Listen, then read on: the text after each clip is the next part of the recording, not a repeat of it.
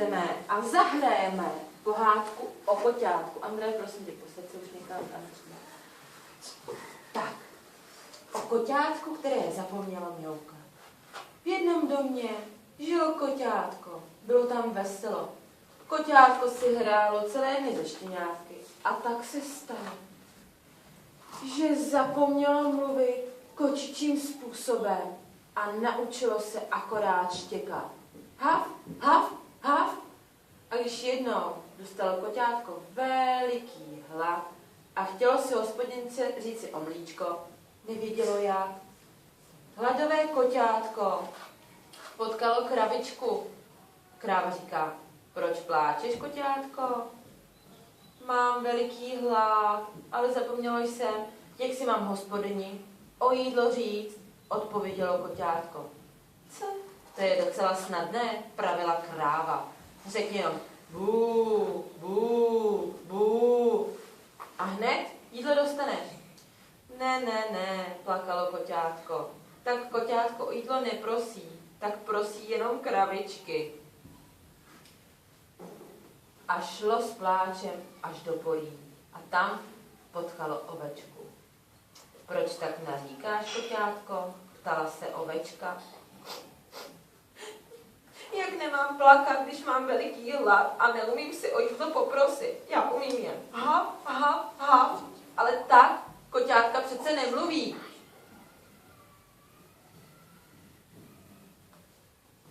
Pojď si sednout sem, Jemtišku, ať lépe slyšíš. Ale ta koťátka přece o jídlo neprosí. Ta koťátka nemluví. To je lehké, koťátko, povídá ovečka. Já řeknu jen bé, bé, bé. A hned jídlo dostanu. Jen jdi a řekni také tak o jídlo a hned ho dostaneš. Ale ovečko, odpovědělo koťátko, tak koťátka o jídlo neříkají. A šlo smutně dál. Naříkalo, plakalo, až na cestu nevidělo, jak mělo oči uplakané a málem vrazilo do starého kocoura. Koťátko, proč jsi tak uplakané? Ptal se kocour. Kocourku, jak nemám plakat, když mám velký hlad, v bříšku mi křučí, už skoro nic neslyším jiného, než jak mi kručí v bříšku. A nevím, jak mám hospodyni o jídlo poprosit. Kocourku, prosím, nevíš, jak se to říká? Koťátko, co pak ty neumíš říct? Mňau, mňau, mňau. Ano, to je ono, to je to, co jsem zapomněla. Mňau, mňau. No paráda, už to umím.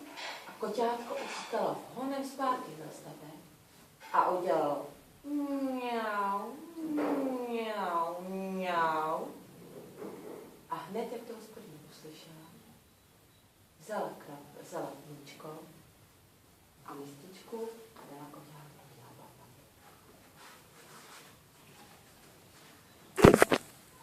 Hav, hav.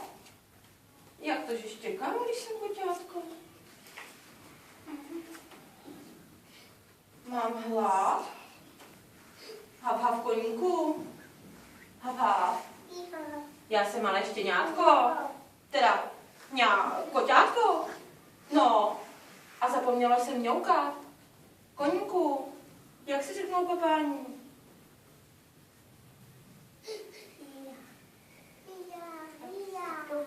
Tak ale přece koťátka nemluví.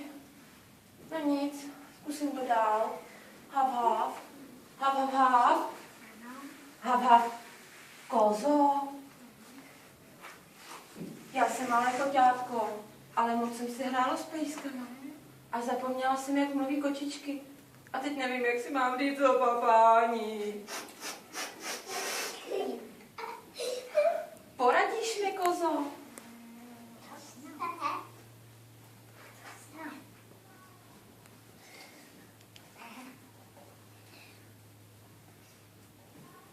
Jak si řeknu? Co má? Tak přece koťátka nemluví.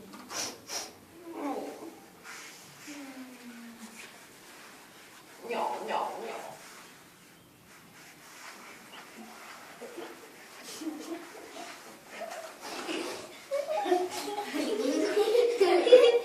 Krávo, to je malé koťátko. Hav. A zapomněla jsem mluvit kočičí řečí. Teď mám velký hlad. Jak si řeknu o misku mléka? Jak? To já ale neumím. Takhle přece kočičky nemluví. Ach jo. Ovečko. Věděla bys, jak si řeknu o papání v hospodince? B co? B. Já umím akorát hav. Ach jo.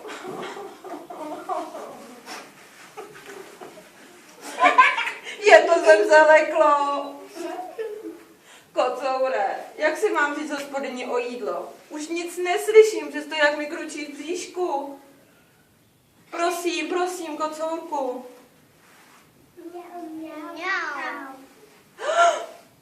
No jo, já jsem přece kočka. Mňau. Tak já jdu za hospodyní.